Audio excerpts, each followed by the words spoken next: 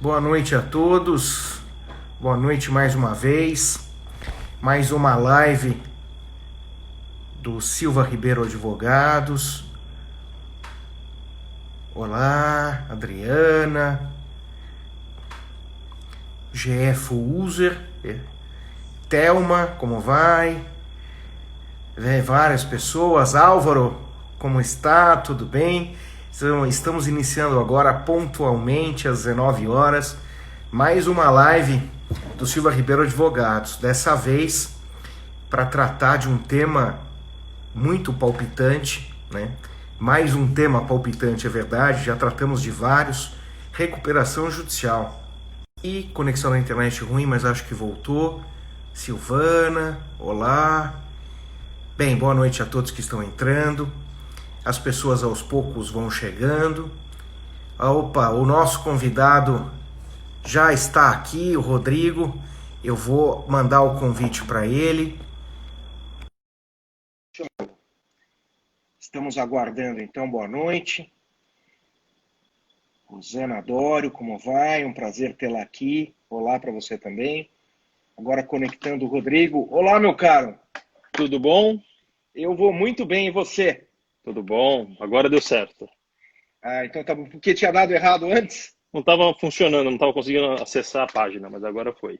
Ah, tá bom. Sua mãe está aqui, Rodrigo. Olha, prazer tê-la. Sua Que Rosana, né? bom. Família, mãe, irmã, A esposa. Os meus pais também entram sempre. Que Esposa, bom. É bom. você tem que prestigiar, né? Tem que prestigiar. Isso é bom. Saber que você tem o carinho deles é importante. Ah, sem dúvida nenhuma. Meu caro, muitíssimo obrigado. Ó, a Karime, minha mulher, mandou um Um abraço coraçãozinho. para ela. Então, meu caro, muito obrigado por você ter aceito esse convite. É um imenso prazer tê-lo aqui conosco. Eu que tenho feito uma live todas as segundas-feiras para o meu escritório, Sim. ó, meu pai entrando. E hoje o tema que nos toca, Rodrigo, é um tema muito interessante que tem suscitado muitas dúvidas, né? De várias pessoas. Então, eu pretendi, para tratar desse tema, chamar um especialista, você. Então, eu queria, antes de Obrigado, mais cara. nada, apresentá-lo, né, aos nossos espectadores, né, não são só ouvintes, porque eles estão nos vendo, né? Então, Rodrigo Dório Dantas, que é advogado, assim como eu, também professor acadêmico, é mestre e doutor em Direito Processual Civil lá pela PUC de São Paulo, pós-graduado também, e aí que nós conhecemos, né, há bastante tempo. Fez Sim. uma pós-graduação lá do Censo de Processo Civil, também Cogiai. por COGEAI, também pela PUC de São Paulo, e é também psicanalista, né? Também psicanalista com mestrado na área, que realmente você cumula funções que não são comuns, né? Porque Sim. ou você faz psicanálise e faz o mestrado, doutora na área, ou faz direito, né? Você fez Sim, as sim. duas, que eu acho muito interessante. Estou lendo a sua tese de doutorado, recém-defendida, que Obrigado, meu alia, cara. imagina, eu é que agradeço a deferência de ter encaminhado, que alia essas duas áreas, né? Como Sim. ninguém, leitura muito interessante. Mas hoje vamos ficar um pouco mais no direito, meu caro, para a gente tratar de recuperação judicial, né? Você que Sim. tem na sua atividade prática, faz muito direito empresarial com foco em recuperação judicial. Então, Sim. dito isso e já fazendo uma pequena apresentação sua a todos os nossos espectadores, te passo a palavra para você falar um pouquinho de você, da sua atuação. Depois eu já vou te encher de pergunta, cara. Aproveita porque Ótimo. tenho várias para você hoje. Então, vamos Que lá. bom, tô até com as águas preparadas aqui. Bom, queria te agradecer. Eu acho que esse espaço já é um espaço muito que oportuno que você criou, em nome do seu escritório, para debater e para refletir o direito. É um espaço onde é importante existir a diferença, e a diferença ela não afasta, né? A diferença ela aproxima. Então, eu acho que o debater de forma saudável o direito como esse espaço, então eu te parabenizo inicialmente e agradeço o convite, né? Já somos amigos há algum tempo, né? Tive a oportunidade de ser seu aluno COGEAI, enquanto você era naquele seu começo, temos pouco tempo de diferença, mas você já era professor já bem jovem, né? Então, tive essa Verdade. oportunidade lá no COGEAI no início desse século, não vamos falar quanto tempo faz, mas foi mais ou menos isso. E agora estamos aqui. Rapidamente, esse caminhar do direito da psicanálise vem por causa do tema, né? O objeto do doutorado é sobre a imparcialidade do juiz. Eu queria escrevê-lo já desde do mestrado, mas, sabiamente, alguns professores me orientaram e disseram que era um tema de doutorado e que eu precisaria estudar outras coisas, como, por exemplo, ler Freud.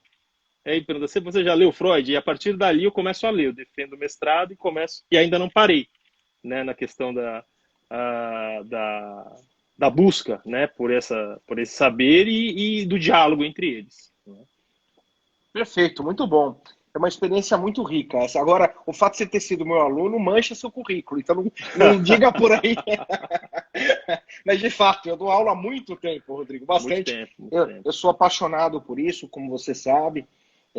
Gosto muito da atividade acadêmica e é por isso, inclusive, essas lives, né? Para dar oportunidade para vários alunos, ex-alunos têm entrado, e assim como você, me orgulha muito um ex-aluno, eu chamei outros também para fazer parte dessas lives e tem sido um foro de debate muito interessante. Então vamos lá. Vamos, sem mais delonga, já te fazer a seguinte pergunta, cara.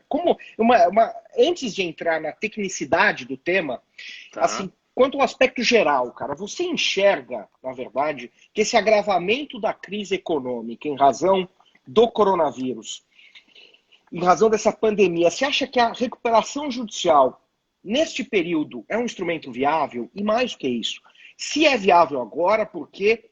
E além desse período, quando tudo passar, no período pós-pandemia, você acha que a recuperação judicial será um instrumento importante? Boa pergunta. A RJ, né, a recuperação judicial, ela teve uma nova roupagem, na verdade, a norma, ela tem uma nova roupagem em 2005. Quando a gente sai daquele cenário de concordata, que era um cenário não tão frutífero para a recuperação do empresário, e passa a ser esse o espírito da lei. Então, desde o anteprojeto, aí o senador Rames Tebet, com os princípios, com o desenvolvimento disso junto ao Congresso, cria uma norma que visa a recuperação das atividades empresariais.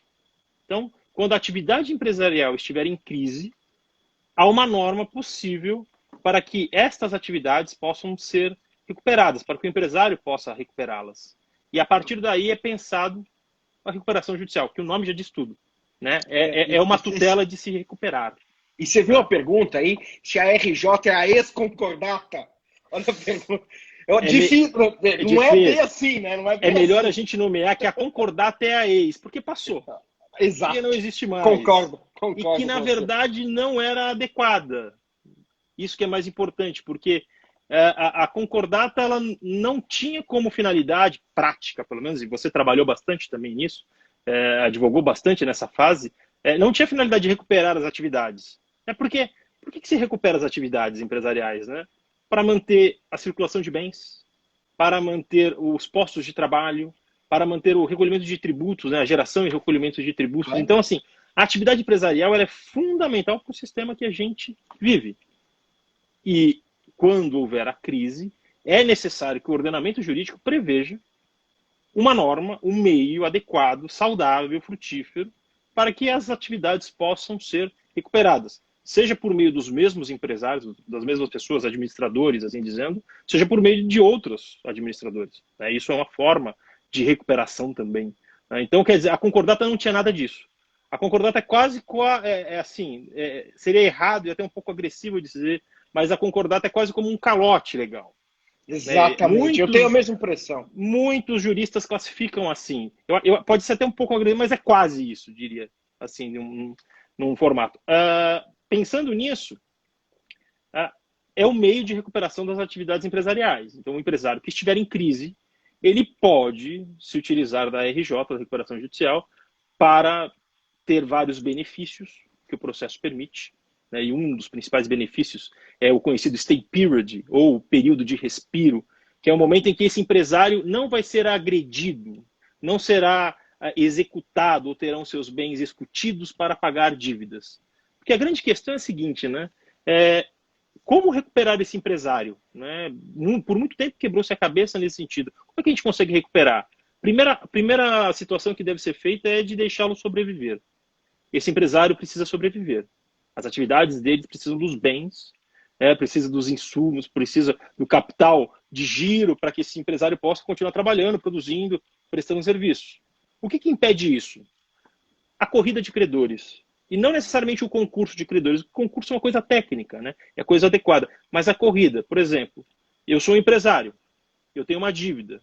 Um credor meu contrata você, Léo, você é um bom advogado, pode tentar uma medida cautelar de arresto, alguma situação diferenciada, ou ainda pensar num novo contrato entre eu e esse credor, que tenha a garantia fiduciária, algo que mude a natureza para uma eventual RJ. Veja, existem várias formas de uma corrida de credores quando uma empresa está em real crise.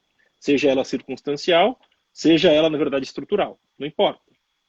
Há essa corrida. Quem tiver o melhor advogado, quem tiver os melhores advogados e der sorte de cair nas varas mais céleres, vai se atingir primeiro um bem, vai ter a construção, esse bem vai ser vendido.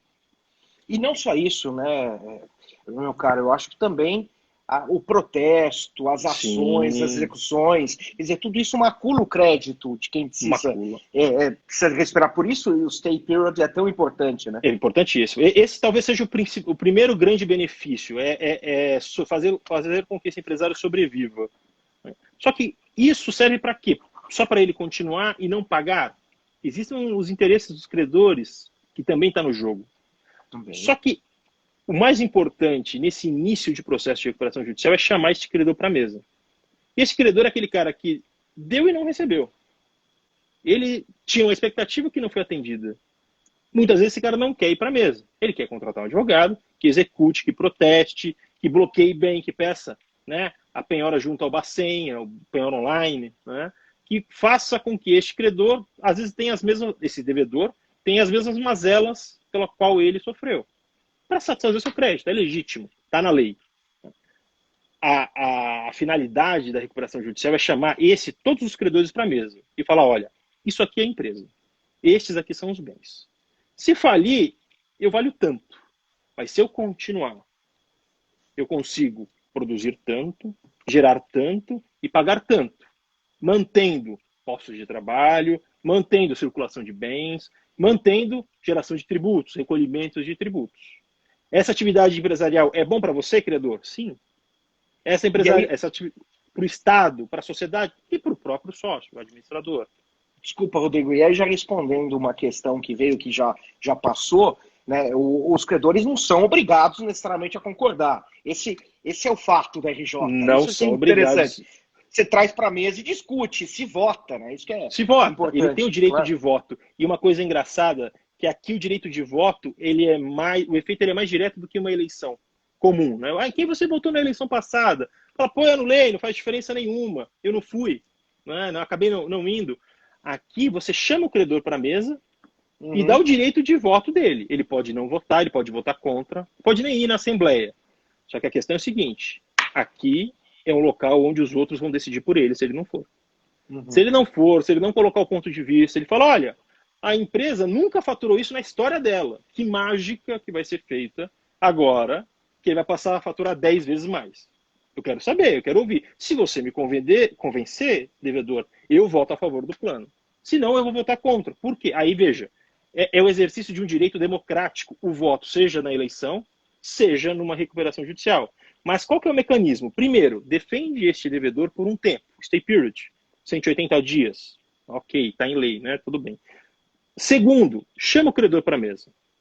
O princípio da cooperação, né, e uma coisa que a gente gosta muito do processo, e recuperação judicial e falência, são, antes de mais nada, processos. Por mais que o direito material seja realmente mais importante, e a negociação, aqui um novo contrato a ser firmado, seja o mais importante, olha, credor, você vem e vota e exerce o seu direito de voto, mas se você não votar, é a maioria que decide, o princípio da soberania da maioria. Sempre é que vai decidir. Então, pensando na pergunta aqui, se a RJ é uma via adequada para o momento, sim. No futuro, também. Hoje eu estava atualizando os valores do PIB, a nossa retração vai ser de até 8%, de 7 a 8%. É uma loucura. E mundo, Léo, é média 5%. A vez que foi maior é Segunda Guerra Mundial. 1945, 46 é um ponto maior. Então, assim, as obrigações não vão ser cumpridas, não necessariamente por má gestão deste empresário, não necessariamente por uma mudança setorial de mercado. Por falta de crédito. Por falta de crédito. Sistêmica, sim. É isso. Perfeito. Não terá crédito. Hoje a gente tem uma dificuldade mensal. Né? Olha, afasta funcionário, reduz salário, suspende. mas é que a gente ainda não tem ideia do tamanho do buraco, do prejuízo. Concordo. Porque hoje a gente tem muito, até antes da crise, a gente tinha muita oferta no mercado de pecúnia, de investimentos. Você poderia ir banco de primeira linha, segunda linha, as factorings, ou fintechs novas, né, que estão surgindo, uma concorrência saudável. Você tinha uma boa oferta. O problema é que uma crise desse tamanho, essa oferta vai diminuir, essa oferta vai sumir. E o empresário que precisa de capital não próprio, que é a grande maioria, vai chegar pós-pandemia, que tomara que acabe logo, principalmente na questão da saúde, para que o bem maior seja possível ser tutelado mesmo, que a gente sobreviva, supere essa crise pandêmica da parte sanitária, mas a parte econômica, ela vai ser longa e a jurídica é assim, né? Você é um pouquinho mais velho que eu, então você tem um pouco mais de experiência. O resto sempre é nosso. O fim da cadeia alimentar acontece no jurídico e aí eu trago um pouquinho dessa visão na área de insolvência. O RJ é falência. Esse é o fim da cadeia alimentar. Infelizmente, mas você precisa ter algo bem adequado e tentar fazer com que esse empresário se recupere. Perfeito. Então, antes de passar para a próxima questão, queria cumprimentar a todas as pessoas que estão entrando. Bem, são vários que entraram, não consegui anotar todos. Fica meu abraço a todos e faço um abraço em nome do Helder, nosso querido amigo professor, grande de lá de Cuiabá. Ele estava em live agora há pouco com o professor Cássio. Eu entrei para dar um olá para eles e convidei eles para participarem da nossa. Ah, que bom. Então, tá certo, Helder. Um abraço nosso. Faz tempo que eu não vejo. A última vez comemos eu comi um polvo sensacional em Florianópolis. Estávamos dando aula num curso lá. Eu comi um polvo. Não lembro o prato dele, mas o meu estava excelente. Mas é isso mesmo. Agora, então, já respondido, eu também concordo com você, meu caro. Eu acho que a recuperação é um instrumento muito importante para esse momento, mas será ainda mais importante num período pós-pandemia, em razão da escassez do crédito. Sim. Então, veja, com relação às empresas que estão nesse momento, né, que estão já em recuperação judicial, na verdade, o agravamento da crise trouxe uma série de problemas para essas empresas, inclusive cumprirem os planos, né, de recuperação. E aí eu tenho visto uma variedade inesgotável de pedidos judiciais, meu caro. Né? Tenho visto, por exemplo, paralisação total ou parcial dos pagamentos do plano de recuperação. Tenho visto decisões que tratam sobre a proibição de corte de serviços de energia e água essenciais para a cadeia produtiva, para a empresa se manter em pé rígida. Tenho visto pedidos de prorrogação do stay period, uma série de pedidos. Veja, em recuperação judicial está acontecendo um fenômeno, assim como nos outros ramos de direito, de que a Covid, né, o coronavírus, tem sido, na verdade, um motivo para se pedir uma série de coisas. Queria saber como você enxerga isso e como que o judiciário, na sua percepção, tem lidado com isso e tem lidado bem, né? Com relação... Ah, olha, a Karine está me lembrando, eu estava junto que o Helder também comeu polvo. Então tá bom. Feita essa lembrança. Bom prato esse daí. É isso aí. Vamos fazer o Pedro Miranda, que deve pagar o próximo nosso. A gente vai lá. Isso aí, é isso mesmo. Então vamos lá, Rodrigo. O que você acha disso, desses pedidos e dessa situação? Bom, vou começar pelo mais fácil, pelo stay period. Né? O stay period, ele tem na lei a previsão de 180 dias improrrogáveis. É aquela técnica legislativa que nós sabemos que ela é fadada ao insucesso. Né? Porque no momento que você coloca algo definido e imutável para o direito que segue uma vida dinâmica, é difícil de você acompanhar. Então, a questão da prorrogação do stay já é algo pacificado no STJ, que vem sendo acompanhado pelos tribunais estaduais, na questão de que esse prazo não é improrrogável. Ele é prorrogável desde que as ações, as questões, os fatos e fatores dentro do processo de recuperação não tiverem atingido a tal fase e que isso não tenha sido culpa da empresa em recuperação.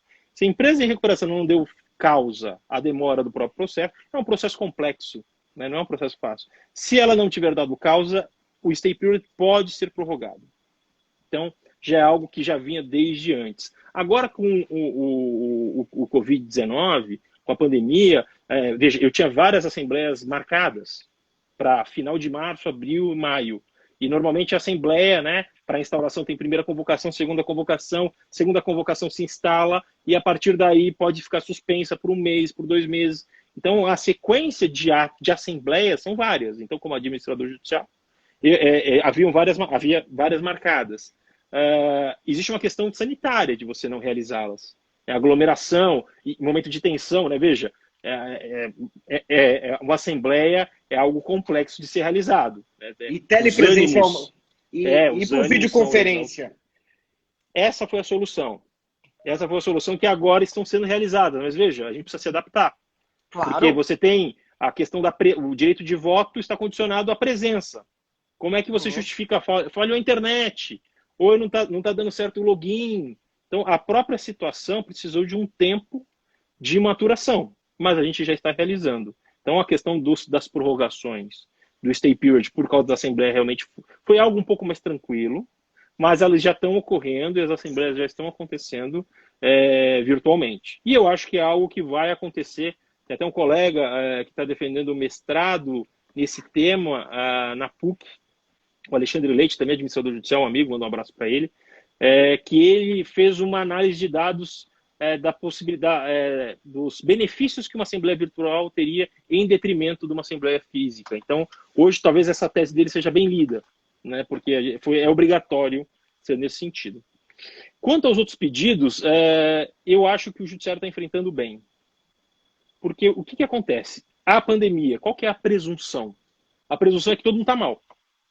Ninguém tem dinheiro, ninguém tem fluxo de caixa, precisa todo mundo afastar, mandar embora, e que só pelo fato de estarmos em pandemia, justifica-se não cumprir plano, não pagar o plano, justifica-se não pagar serviços essenciais, veja, vencidos pós-RJ.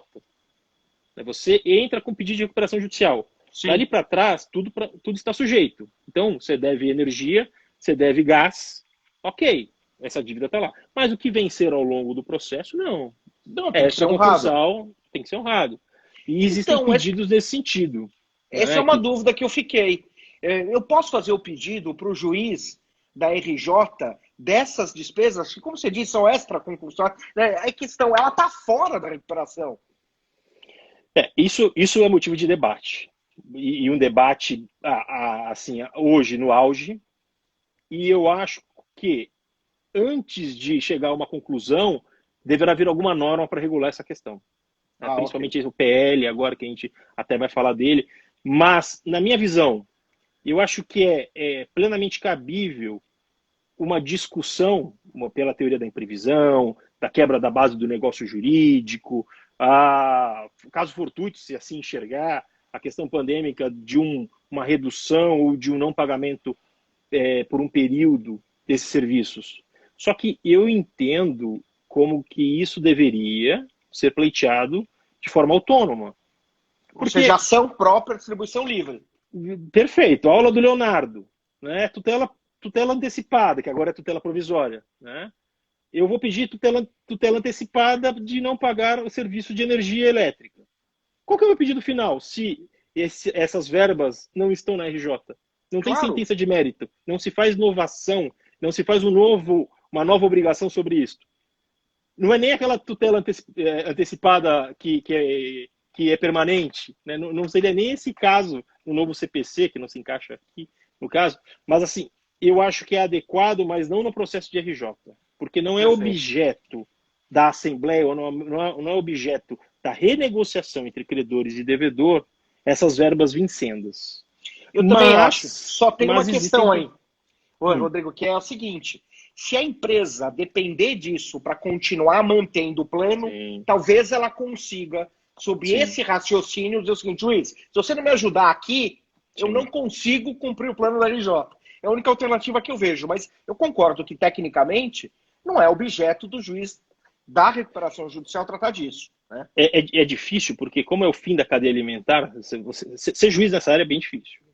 Eu vejo que o caráter das decisões que estão em xeque são do nível assim, ou ele defere, ou a empresa fecha com milhares de postos de trabalho, e pelo menos vezes 4, se for fazer aquela conta dos que dependem diretamente, multiplica-se para a ordem da dezena do milhar de pessoas dezenas de milhares de pessoas, dependendo daquela empresa. Então, não está em jogo uma mera decisão. Não é uma mera questão contratual, a questão impactante, simbólica da decisão é diferenciada. Então, pelo princípio da preservação da empresa, artigo 47, tudo bem, mas aí tudo poderia ser decidido nesse sentido. E uma coisa que eu acho que o judiciário está indo muito bem é a questão da boa-fé, né? Infelizmente, haverá tentativas de oportunismo, né? Opa, tomei o mal, mas tomei o mal por minha culpa, ou por culpa do meu setor. Veio a pandemia, que ruim, não é tão ruim assim. Vou entrar e pedir para não pagar tal, estou em recuperação, há essa presunção, então vou entrar e pedir para não pagar nada. Não pode ser assim. E eu vejo que isso os administradores judiciais estão acompanhando de forma muito mais próxima das empresas e os juízes querem saber realmente o quanto que impactou. Né? Veja, você trabalha onde? Eu trabalho na área médica. O que você faz? Eu faço respiradores. Pois é. Veja, ainda bem que você faz, tomara que você faça demais, tomara que você fature muito, mas você não pode vir aqui pedir algo baseado numa incapacidade financeira se a sua capacidade agora é muito maior. Então isso tem que ser observado. A boa-fé. Claro, né? Não.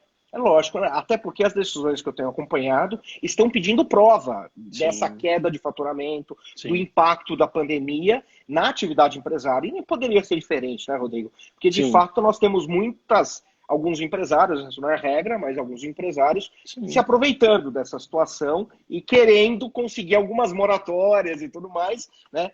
Na esteira da dificuldade dos outros. Sim. Como em qualquer espaço, né? Sempre vai ter espaço para oportunismo e ele tem que ser repelido. Né? Então eu acho que as decisões elas estão indo bem nesse sentido. Oscila de uma questão de um maior formalismo ou de um maior legalismo ou algo de uma forma um pouco relativizada, mas o centro é esse, é boa-fé, é a manutenção da atividade quando deve ser mantida e tentar passar essa fase porque realmente é a área que mais vai ter impacto. Então, antes de fazer uma outra pergunta, eu vou formular uma pergunta que veio aqui, que eu achei bastante interessante, da Nicole, da APF, que é uma dileta amiga, ela faz parte da Associação Paulista de Fundações, eu também atuo no terceiro setor, Rodrigo, e ela é uma grande amiga, e ela fez a seguinte pergunta para você, que eu achei muito interessante, para você esclarecer, se existe recuperação judicial aí para as entidades do terceiro setor, ou seja, aquelas sem finalidade lucrativa, né? Associações, fundações. Então, eu acho interessante isso. É interessantíssimo. Você deve ter visto aquela Universidade do Rio que conseguiu, entrou com a RJ e foi deferida. Né? Não é uma atividade empresarial pelos termos da lei. 966, sabemos que não é. E assim, aí a grande discussão será: relativizamos a norma e aceitamos ou mudamos a norma? Isso. E assim, o processo legislativo está tão avançado, né? O projeto 6229, que é o da reforma, realmente existe a PL que a gente vai trabalhar aqui, né, 1397, que é sobre o momento da pandemia. E só. E existe a reforma do setor, do microsistema. Eu acho, a Michele, né, que fez a pergunta? Não, Nicole, ó, que já mandou um joinha, já está satisfeito, olha lá aí. Ó. Ótimo, Nicole, então. A ideia é que nessa reforma macro, isso seja expressamente consignado. É muito mais fácil. Agente econômico, e a PL 1397, ela traz já uma sinalização do que seria esse agente econômico. Porque, veja, esse pensamento da atividade empresarial, do 966, do Código Civil e de outras situações, já tem um tempo, teria um pouco de ultrapassado. Né? Eu também acho. Um pouco, sim, concordo. Sim. Bem, ou seja, eu concordo aqui com o Rodrigo, Nicolau, só para deixar claro, na minha opinião é possível sim. O que precisa é driblar esse conceito e deixar claro que a atividade empresária não necessariamente visa o lucro. O que é o lucro? Seria a distribuição disso para os seus sócios, associados e tal. No caso dessas associações, Rodrigo, né, das associações ou fundações e entidades do terceiro setor, elas têm superávit, elas trabalham para ter superávit. Sim. A diferença é que isso não é retirado, isso é reempregado nas atividades da própria entidade. Então, assim, lato sensu, a gente poderia tratar isso também como atividade empresária e, portanto, permitir. Facilitar muito, até pensa, clube de futebol, maioria são associações. Você tem os clubes de empresas, ok, né? Mas qual é o número de porcentagem de clube empresa para associação? Muda muito. E você permitiria, porque muitos deles, grandes, têm uma dificuldade que, se não fosse um clube de futebol e não fosse uma associação, não estaria mais em vida, né? Não estaria mais existindo. Mas por questões até de sociais e outras envolvidas, eles são mantidos, né? Mas aí não dão o bom exemplo, né? Porque não pagam os impostos, não cumprem os contratos. Então, acho que nesse sentido, sim. Isso é outra questão. É isso aí. Ela já concordou com a gente e está, inclusive, fazendo comentário. Agora, deixa eu avançar, porque eu tenho mais algumas perguntas para você. Queria que você rapidamente tratasse da recomendação 63 do CNJ, que tem ajudado aí, pelo menos, eu sei que não é obrigatório, né? Mas o CNJ tem dado algumas recomendações para as recuperações judiciais. Para saber quais são. Foi recomendações assinadas pelo ministro Toffoli, não é? O trabalho foi feito principalmente pelo nosso colega também da PUC, o Henrique Ávila, que é conselheiro, com outros juristas também. Qual é a ideia? São recomendações, né? Então, veja, não tem um efeito vinculante, mas eles já vêm no cerne da questão. Qual que é o grande problema? É o período. Neste período pandêmico, o que vai acontecer para quem não cumpre plano? O que vai acontecer para quem tiver, por exemplo, empresas em recuperação que não conseguirem honrar com as verbas de locação? E não só sobre adimplemento, satisfação, tem questões sobre realização de Assembleia Geral de Credores, as visitas. Veja, eu, como administrador judicial, faço visitas técnicas, mensalmente, junto com as empresas. Tudo virtual, eu peço, se é possível, que o empresário esteja no local, quantos funcionários estão lá, os que não estão, por que estão afastados, se estão em home office. Então, a recomendação, eu acho que ela é oportuna na sua grande parte, principalmente porque são recomendações, não tem esse efeito vinculante, e que é uma sinalização de que deve vir algo maior, que é a lei. Né? Deve vir algo que realmente estabeleça algo que não seja uma moratória, mas que sejam mecanismos possíveis para que esses empresários, ou entrando em crise ou já em crise, possam manter as atividades. Porque se houver realmente um pedido de recuperação por todos, vai ser uma grande recuperação, porque quem é credor deve para alguém. Claro. E este vai estar em recuperação também. Daqui a pouco vai ser quase que um processo coletivo mesmo, envolvendo quase todo um setor econômico de todo mundo em recuperação. Todo mundo é credor e devedor. O que não faz muito sentido. Né? Você não circula riqueza, claro. Você não circula bens, que aí, veja, é quase como se fizesse o seguinte, todo mundo fica com o que tem e sobrevive até quando der. Não dá para criar algo no sistema dessa monta. Você precisa fazê-lo girar, entendeu? Então, a recomendação 63, ela vem nesse sentido. Eu acho que você já podia, então, aproveitar aí o gancho e entrar já no PL 397, né? No projeto de lei. Queria que você pensasse as coisas mais importantes, até porque tem um instituto lá que me encanta profundamente, que diz respeito a essa negociação preventiva, né? Procedimento de jurisdição voluntária. Eu acho isso bastante interessante. Queria que você tratasse sobre essas questões do PL, por favor, meu caro. A natureza jurídica dela realmente é uma coisa que me chamou a atenção, né? E veja, quando você nasce processualista, por mais que você ouça e beba de várias fontes, e o direito comercial é talvez o que eu mais permeie na minha atividade prática, mas eu não consigo não ter a primeira interpretação como processualista, né? E isso, veja, você já vai no detalhe, né? Mas qual que é a natureza jurídica? É voluntário mesmo, né? Tem, né? Mas tudo bem. Se a gente for pensar nessa questão pandêmica, Alemanha, Itália, Portugal, grandes países, Estados Unidos, já têm normas voltadas para esta fase. Normas voltadas para o sistema de insolvência. Já viu-se que, por exemplo, na Alemanha, existem alguns atos que, se a empresa em recuperação não cumprir, o administrador tem que pedir a falência. Esses atos, a maioria deles foram suspensos. Então não vai ter que pedir a falência, ou seja, não vai falir, por causa da pandemia. Em Portugal, existe algo quase como uma moratória bancária. Então, os débitos financeiros junto às instituições, eles quase estão em moratória real mesmo, né, de não incidir juros, não incidir as multas, etc. e tal. Nós temos esse nosso PL, que já tardou. Assim, por mais que se puxe de um lado... time, né? perdeu um time. E qual que é o grande problema, Léo? O projeto maior, que é para a reestruturação, ele já estava há muito tempo em discussão. E muito se puxou para lá e para cá. Quando teve a pandemia, precisou-se, com os mesmos agentes, criar algo momentâneo. E aí a luta novamente, puxa para lá, puxa para cá. É natural, é do processo democrático legislativo. Só que assim, nós já estamos muito atrasados. Né? E o projeto, a norma que virá, a gente tem que ter claro que é para o momento de pandemia. Ela não vai alterar o sistema macro de insolvência. Passada a pandemia, esses efeitos, volta a ser a Lei 11.101, ou que o PL 6229 vai acabar alterando. Vamos dar uma pincelada nessa PL. O que ele muda? Né? O que ele traz de novo e de interessante?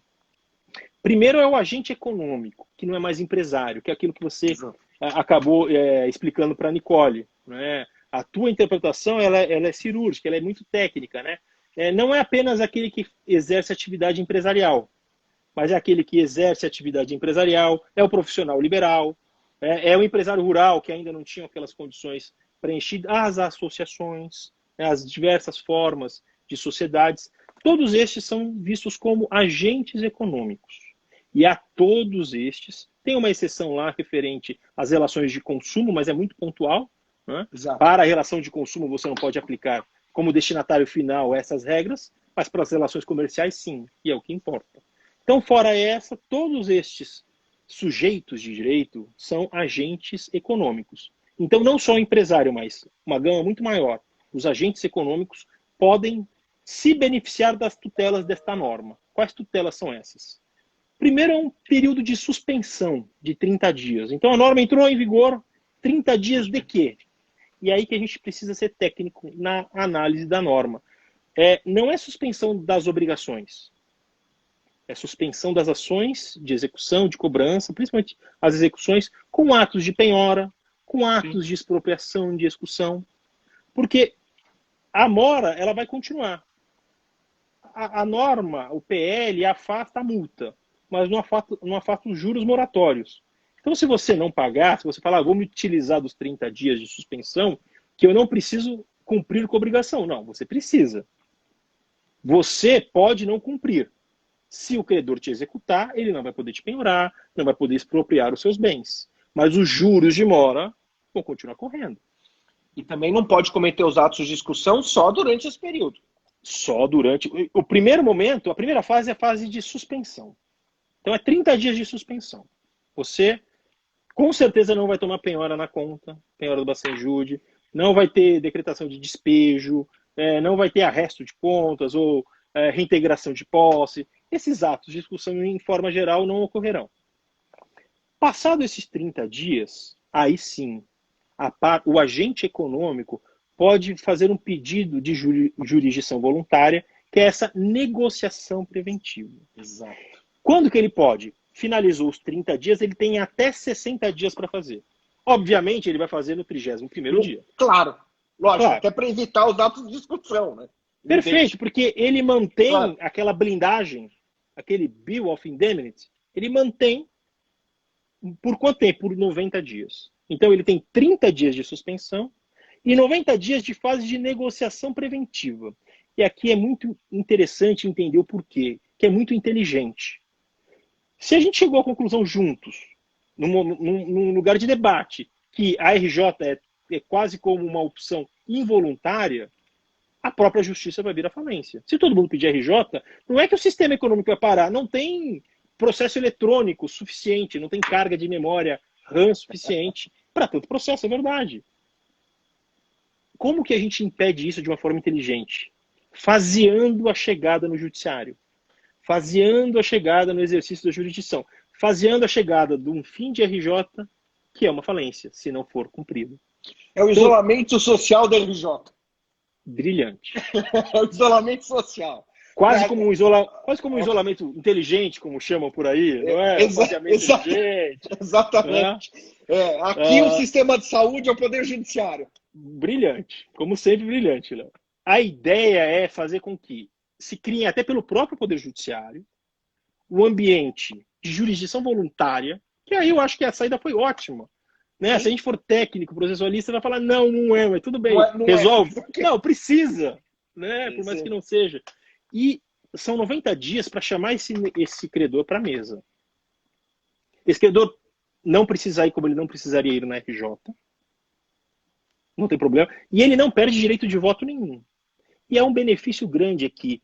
Se esse, passou os 30 dias, suspensão, mais 90, negociação preventiva, não teve acordo, esse devedor vai lá e pede uma recuperação judicial.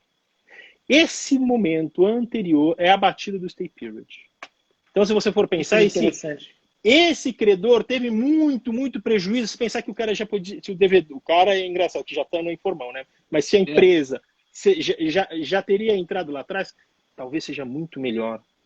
Porque o momento em que ele entra com uma RJ, você só consegue desistir dela, ou você só chega ao fim dela, ou com aprovação, ou com a convolução e falência, ou se você convocar uma assembleia para desistir, os credores assim concordarem. Sim. E evitar uma RJ, muitas vezes, é muito bom. Às vezes é a única saída, mas evitar é muito bom. O que eles criaram com isso? Um sistema prévio de negociação saudável para evitar RJ. Quase até para saber se ela é viável, se não é, se vai botar direto para falência. Perfeito. Eu achei muito interessante. É muito inteligente. Muito inteligente também esse período de negociação preventiva. Veja, aqui no TJ de São Paulo a gente teve algo da mesma monta de inteligência, que é aquele provimento 11 da Corregedoria, que, independentemente do PL, cria o sistema de conciliação e mediação. E os juízes das varas empresariais estão tocando isso.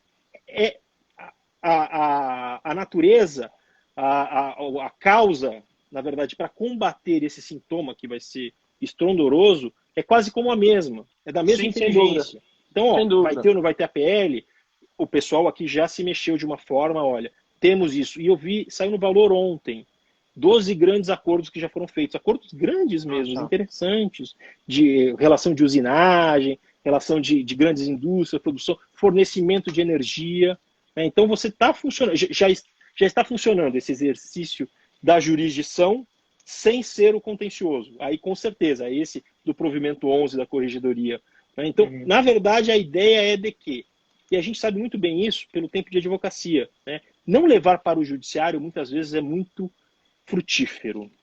Sem dúvida. E neste caso de insolvência, seja RJ ou falência, se você conseguir fazer com que... Porque quem vai ser esse juiz? Você vai entrar com esse pedido de jurisdição voluntária para quem? Para o juiz da RJ. Então, o juiz que seria o juiz natural, competente para a recuperação judicial, é o mesmo que você vai entrar com esse pedido de jurisdição voluntária. Olha, eu quero negociar. Ok, 90 dias.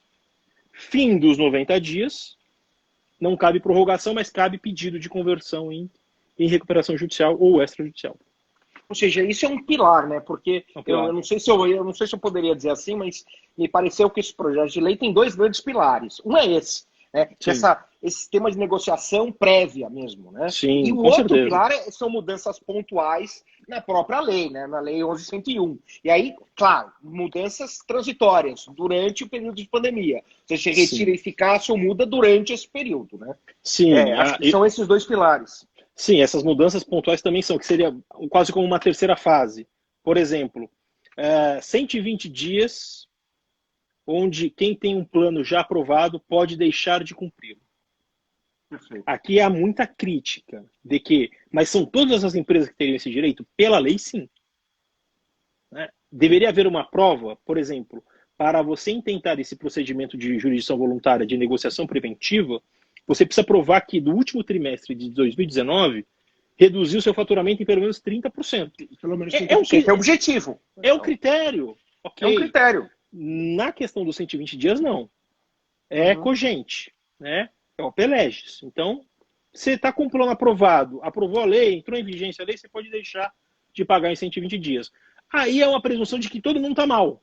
E isso vem muita crítica. O Rodolfo, o Geraldo, que é sócio do Rodolfo, o Geraldo Fonseca também, que foi seu aluno também do PUC, ele milita muito nessa parte de credores. Ele escreveu até um artigo interessante pontualmente sobre essa questão. Mas está lá, o processo é democrático e se for aprovado, o que vai acontecer?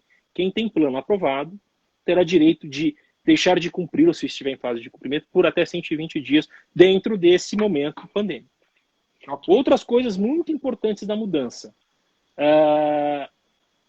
Novo plano para Pois pagamento. é. Você pode reformular o plano, né?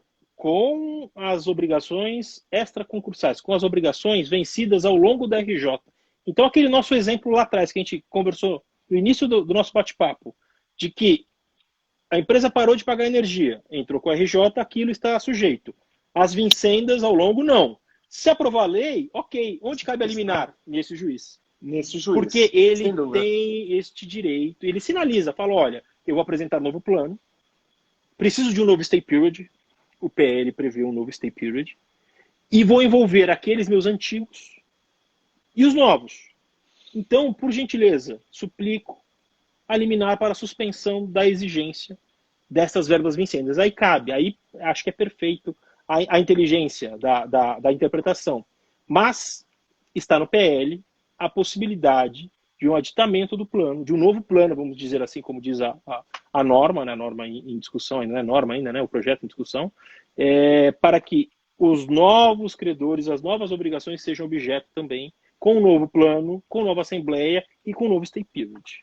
Claro, mas esse novo plano, de rigor, deveria estar circunscrito a incluir, na verdade, as obrigações que surgiram em razão da pandemia. Não para você consertar, na verdade, um plano que já estava fadado ao insucesso. Eu sei que a lei não diz isso. Não mas, diz, veja, não, eu concordo.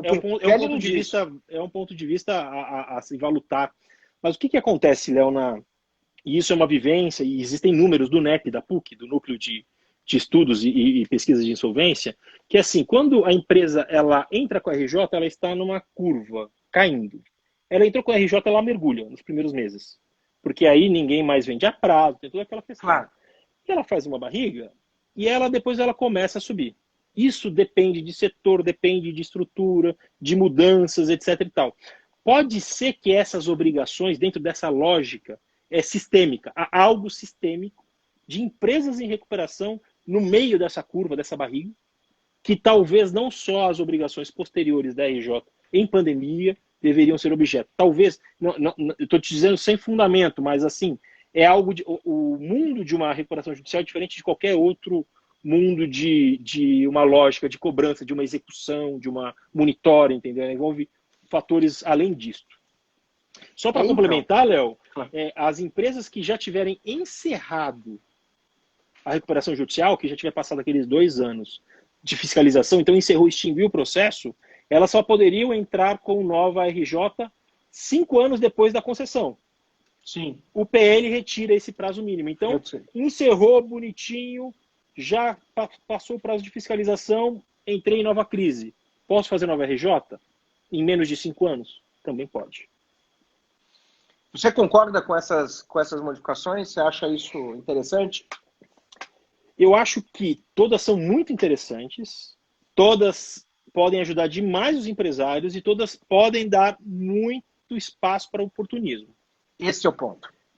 A grande questão é aí, assim, a gente vai trabalhar muito mais agora, muito mais.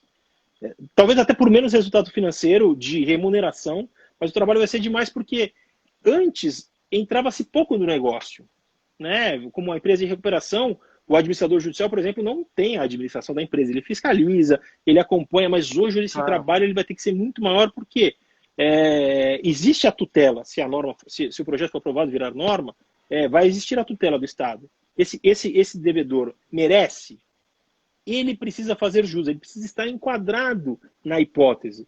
E são muitas normas abertas, né? É difícil desse preenchimento. Verdade. E o juiz ele está lá, ele também não tem um conhecimento empresarial de tocar uma empresa. Ele tem o conhecimento da lei.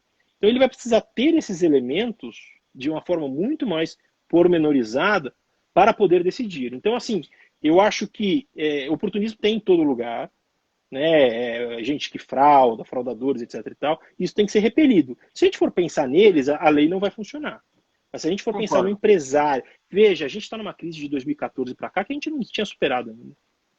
A gente não conseguiu superar, a gente está... Quantas empresas em recuperação trabalham, envolvem bens dos sócios, envolvem o que tem para se recuperar, para manter, e mesmo assim não é suficiente por questões não só internas, mas externas também. Então, assim, eu acho que a lei vem numa sinalização para o empresário que se envolve no negócio, que ele está de boa fé, que ele quer se recuperar e ele precisa dessa chance. Nesse momento, passada a pandemia, a gente volta para a lei 11.101 e o projeto 6229, entendeu? Então... Esse é o ponto. Eu concordo com você. Né? Na realidade, eu fiz a pergunta para te provocar, mas o que eu acho, sinceramente, é que nesse período vai entrar qualquer coisa, cara. Sim. E eu vou te explicar por quê. Eu acho que, na verdade, eu vou explicar com as palavras de um mestre, que é o Cândido Rangel de Lamarco. Juízo do mal maior. Veja, o juiz tem que olhar o caso concreto e chegar à seguinte conclusão: o que eu faço mais mal aqui? Se eu deferir ou se eu não deferir? Se eu colocar a possibilidade dessa RJ, dessa modificação ou não? Porque cá entre nós, a gente vai estar tratando, Rodrigo, a impressão que eu tenho, é do sistema como um todo. Porque se nós levarmos, né, a ferro e fogo, poucas empresas podem sobreviver. Esse é um grande problema, né? Porque é o que nós falávamos antes, né? A restrição de crédito será enorme. E as dificuldades para as empresas, como você bem lembrou, que já vinham capengando de 2004 para cá, elas ficam superlativas diante do que está acontecendo. Então, a chance dessas empresas, sem alguma ajuda, né? Ajuda do próprio Poder Judiciário, se recuperarem é muito pequena. Muito pequena. Bem, eu queria, para encerrar, te fazer mais uma pergunta. Eu sei que tem outras questões aqui. Perguntando da fazenda pública, se pode influenciar negativamente ou não na RJ, enfim, se quiser pincelar, mas eu acho importante... Oi. Essa é longa, essa a gente tem que deixar para uma live específica. Uma live eu também acho, por isso que eu nem perguntei antes, porque essa é uma questão complicada. Para encerrar, que eu acho interessante, eu sei que você, na condição de administrador, não pode comentar as questões aqui em São Paulo, mas eu gostaria que você pincelasse um outro case fora do estado de São Paulo, desses interessantes que têm acontecido agora à luz da Covid-19 e recuperação judicial. Esses cases, esses pedidos estão sendo feitos e têm sido deferidos. Se você puder comentar um ou dois casos, nós temos 8 minutinhos para encerrar essa live e eu agradeço aí, se você puder fazer esses comentários. Claro. Tem um caso que é no Mato Grosso, em Cuiabá, depois eu posso até te mandar e você colocar no seu feed para os teus seguidores, que é exatamente sobre é uma tutela que visa não impedir o fornecimento de energia de uma usina, que no caso, veja, imagina, a usina de que o valor é pequenininho, né? Nossa, gigante. Gigante o valor de energia. Veja, aí o juiz, o que é colocado para o juiz? Se interromper, já existe um débito sujeito à RJ, só que os meses posteriores ele foi cumprindo, entrou a pandemia, teve um problema gigante, até de contaminação mesmo, foi demonstrado que teve que afastar funcionários, senão ia ter um efeito pandêmico interno, ali, um caso bem complicado. E o juiz foi colocado nessa situação, né, do que decidir. E ele defere essa tutela, aí eu não vou lembrar de cabeça se foi uma porcentagem ou se foi um período de 60 ou 90 dias, é algo curto, para que não tivesse o corte da energia. Ele não dá a moratória, veja, aquilo vai ser devido, os juros vão ser devidos, juros de mora, multa, o valor principal, tudo certinho, só que em Delta T não se poderá cortar o fornecimento de energia. Pelo artigo 47, pelo princípio da preservação da empresa. Aí você fala, pô, é demais, ainda mais quando você trabalha e vê o que está passando o empresário de verdade, né? Aquele que ser empresário nesse país é ser um herói, um empresário sério, fidedigno, é um herói, é difícil, tem que valorizar. Então, assim, esse juiz, ele valorou. Só que assim, existe um outro problema que é a lei, e que a gente acabou discutindo. Se tivesse o PL aprovado, é objeto da própria RJ, tudo bem, defere. Mas não sobre o que ele se viu ali envolvido. É uma situação complexa demais. Ele defere essa liminar por um espaço curto. Até o pedido era mais longo, ele defere por esses 60, 90 dias. E muito provável que isso faça com que, ou seja, um fator importante para com que essa empresa consiga se recuperar. Ela pode vir a falir depois, pode não vir, mas talvez essa situação momentânea tenha sido importante na história daquela empresa, na história daqueles funcionários, na história daquilo que aquela usina representa para aquele microsistema econômico-financeiro. Interessante. É aquela discussão que nós tínhamos, né? Eu realmente acho que o juiz, à luz do caso concreto aqui, tem que ter a sensibilidade, né? Fazer o juízo do mal maior. Eu queria, na verdade, agora, a título de encerramento, dar alguns alguns recados. Antes tem uma pergunta interessante, José Roberto aqui, Mandolini, mas antes eu vou responder uma provocação, viu, meu amigo? Do Fausto, um grande abraço ao Fausto, que está sempre vendo as nossas lives, está falando que eu estou tomando uísque, não tô, é o meu chá mate de sempre, nada de uísque cowboy, ainda estou trabalhando. Que eu tomaria, se fosse o uísque, você ia alinhar comigo, eu ia estar tomando também, né? É isso aí.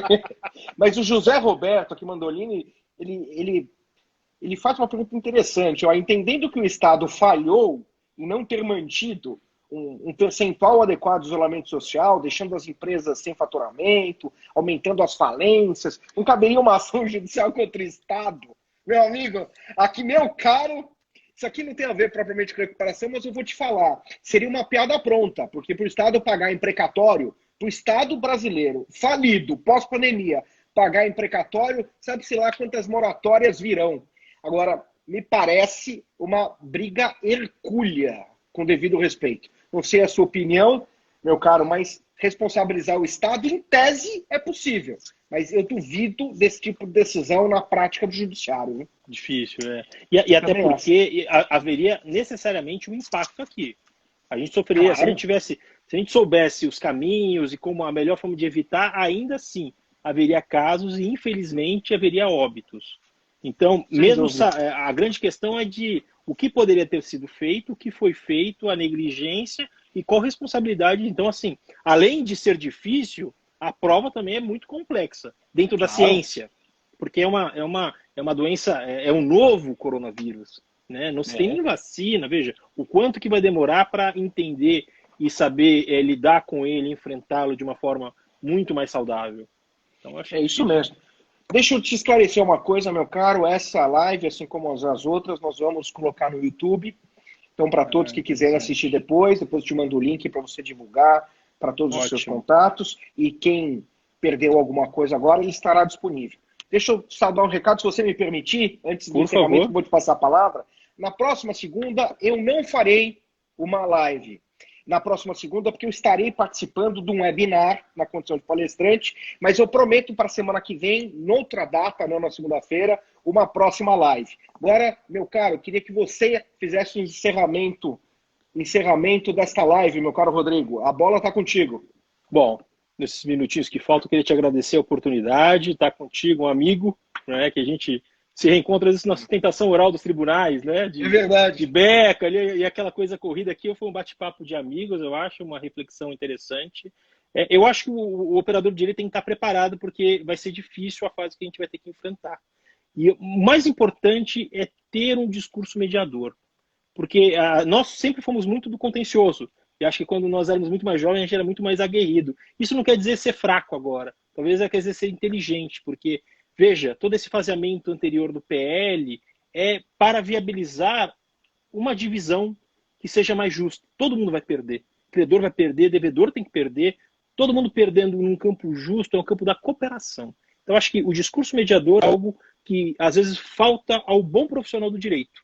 Porque se entende que cada vez tem que ser mais técnico, mais aguerrido, mas isso não necessariamente pacifica. E a maior finalidade da jurisdição é a pacificação. Então, acho que aqui, te agradecendo e finalizando e passando para ti a palavra, pensem sempre na melhora do seu discurso como mediador, com todos os demais operadores e demais agentes. Isso vai facilitar muito o trabalho, que vai ser muito difícil.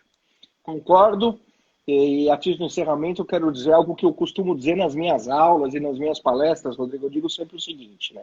O processo é bom para o processualista, para o advogado.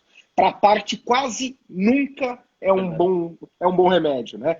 Enfim, então, as pessoas precisam ter bom senso e tentar, na medida do possível, ainda mais num país como o nosso, que tem pouco estímulo a essas formas alternativas, né, de solução de conflito. As pessoas precisam colocar a mão na consciência e entender que entrar num judiciário tão atolado como o nosso, o mais atolado do mundo, às vezes não resolve o interesse de ninguém. Com isso, eu me despeço, te agradecendo mais uma vez. Nós temos 40 segundos.